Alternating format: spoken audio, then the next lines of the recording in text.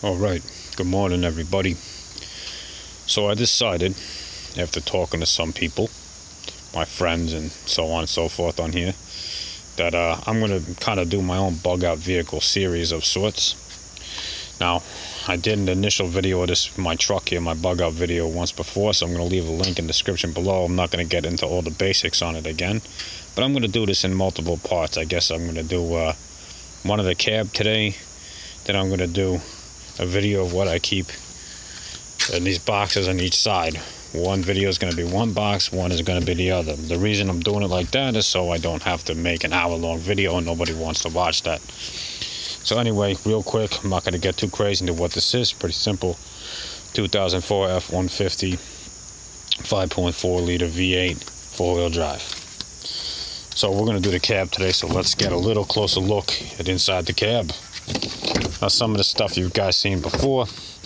Not too long ago, I did a review on these Walmart Molly seat covers. So I got them set up right now, how I like them, how they work.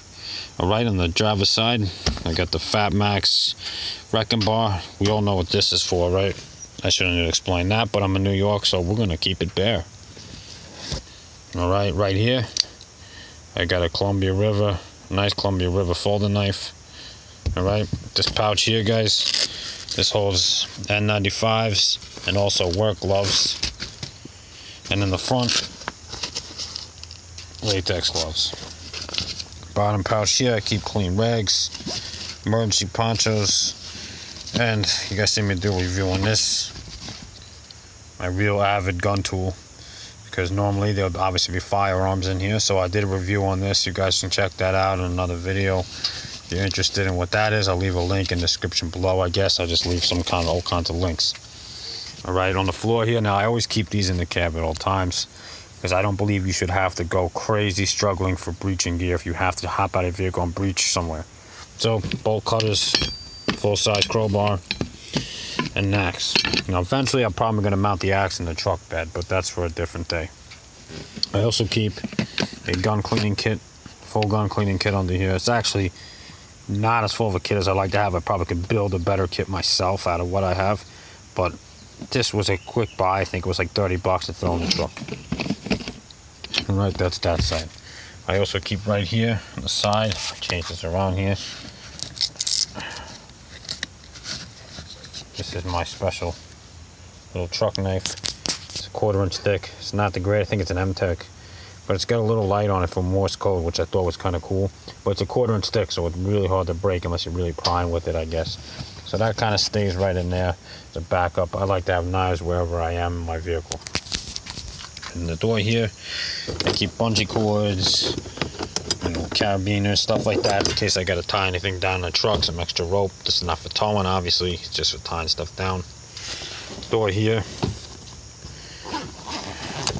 fully stocked first aid kit.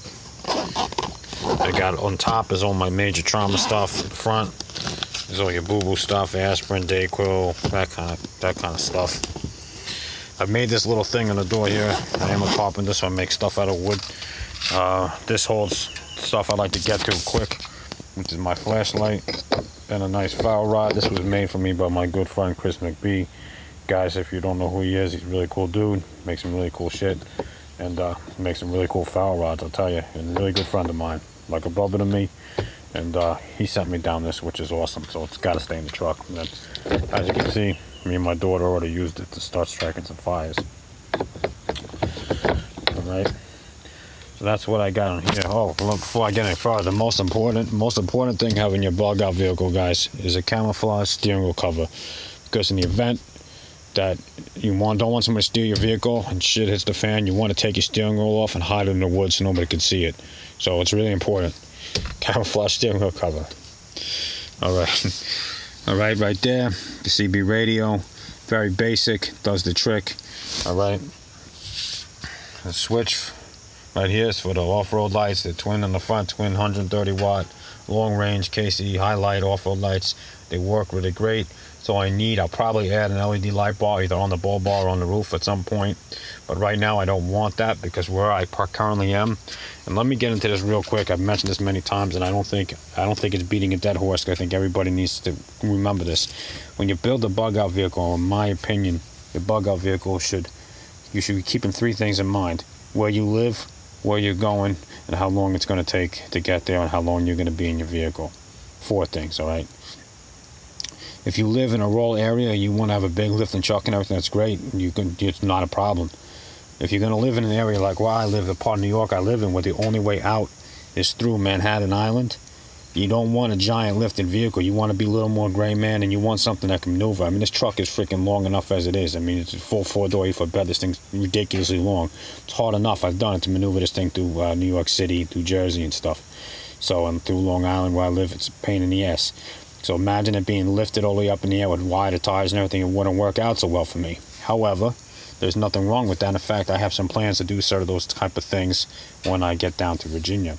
But in the meantime, I want to do with what works. I also like a very populated area, so I want to be you can't be completely gray man because you're building a bug out vehicle. It needs to be capable, but I like to be somewhat gray man, if that makes sense.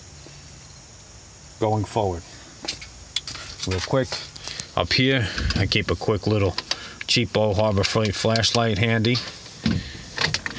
A nice little folding knife. This is also a gift to me from my buddy Chris.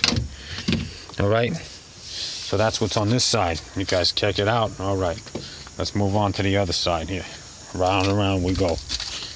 Alright, there's my monster tow hook if anybody's interested. Keeps tailgaters at bay and helps you tow things. Alright. Now again, the seat covers you guys seen. Alright, on this side, this is what I got on here. I keep on this side, I got a nice S-Wing camper's axe. I love the S-Wing axes. I own my S-Wing hammers. Again, I'm a carpenter. I swear by S-Wing, they make great stuff. They're basically full-time cutting tools and hammers, so they're great, solid metal shaft all the way through. I keep this nice and sharp. I'm not going to take it off, but it's sharp, trust me. I keep another Bowie knife here. Alright, backup truck knives. Alright, this here is actually my water purification system. Alright, this has got a Sawyer Mini. I'm not going to yank this all out, and it's got some water purification tablets. This here is actually a fishing pod. I just got this recently. It was pretty cool. Got it on sale. I guess sometimes I get some good deals on some good stuff, so I picked up a couple of these. Just got some fishing hooks and lure and all that. I'm not a big fishing guy, but because I suck at it and it pisses me off on other patients. But hey, you know, it's good to have. This, you guys seen these before. These things are actually pretty good in the dark. They help out. It's one of those El Cheapo light sticks. Hand sanitizer. Okay, this is 99% deep bug repellent. This is the type of bug repellent that, you know, likes to eat your flesh and everything else, but definitely keeps bugs away. And in here, I keep maps. More detailed local maps of Jersey, Pennsylvania, all the states I gotta go through when I'm bugging out. I also keep full road atlas of the United States of America. Excellent to have, but I also recommend getting some of the fold-up maps too, because they both show things in different perspectives per se.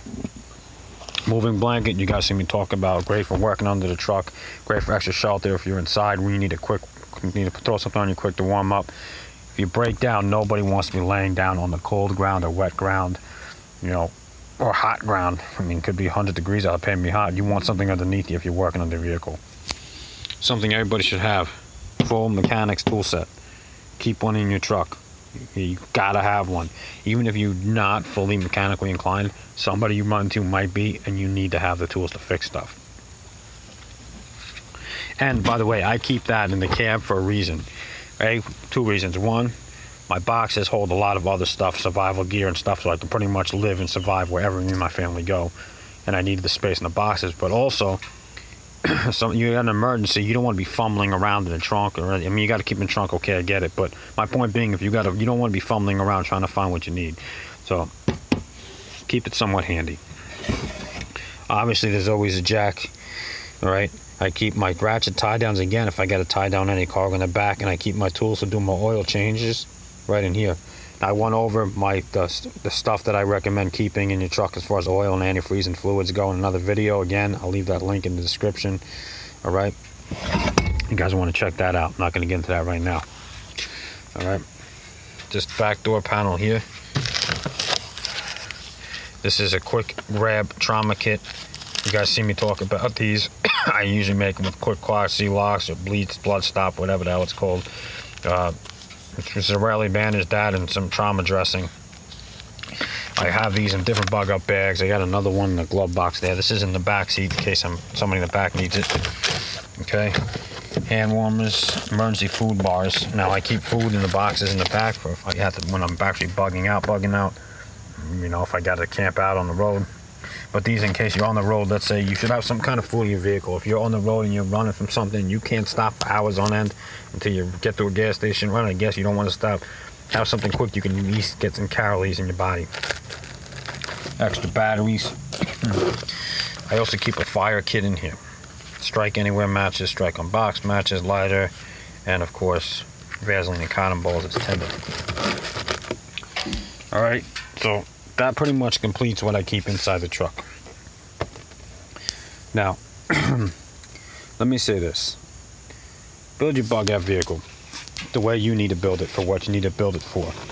I said this over and over again. Nobody wants to be stuck without what they need. And before anybody starts telling me you don't have this or don't have that, give me a minute, guys, alright? In the next couple videos, I'll get into this boxes here and you'll find out exactly what else I keep in here, all the goodies. But I'm already, I think, 10 minutes into this video. If I start pulling everything out of these boxes and laying it all out on a table, something to show you, it's going to be a freaking 45-minute, hour-long video, and we don't want that. So, I pretty much keep everything in camp that I feel that I need. There's a couple little hidden goodies in there that we're not going to discuss. Alright, there's the lights again in the front. I recommend everybody definitely keep some set of breaching tools in their vehicle somewhere, by the way. That's something I think a lot of people tend to neglect. Some people tell me I'm a little overboard. I got other stuff. I got couple little section on the boxes in the back where I keep a couple little extra things like a cordless sawzall and cordless screw gun and stuff like that, which is important to have, believe it or not. If you're breaching, it's really good to have. Alright, so that's where we're at with that. Oh, one more thing before I forget here. Let me show you guys quick. Underneath the seat here, there's a compartment that I put in that holds a lot of my extra tools. You know, extra pliers, wrenches, all kinds of stuff that I might need in the event of an emergency. Alright, so that's where we're at. There's a little more up close and personal look. Alright, I got more stuff coming. You know, there's more stuff that's going to be going in the truck and on the truck. But this is where we're at right now. I said I wasn't going to do it, but a quick little rundown anyway, I guess, of the truck. Again, got some all-terrain tires, nothing too crazy. Serves the purpose. You know, I try to get whatever I can on sale when I can, because, you know, I'm not the richest guy in the world. I make do with what I got. So, alright. That's where we're at. Look, I got little keychains hanging up, see there, in case anybody wants to see those, you know. But alright, that's the part, I guess part 2, if you count the first video I did as part 1, part 2, however the hell you want to count it, of my bug out vehicle series. So I hope you guys enjoyed it. Yeah, that's pretty much it for the inside of the cab for now. And I'll catch all you guys in the next one. Just keep an eye out for the more up and coming videos. Alright, I love you all. Stay safe, stay strong. Hopefully none of you will have to survive in SHTF, but if you do, build yourselves a bug out vehicle. Take care. Have a great, happy, healthy Sunday, and God bless.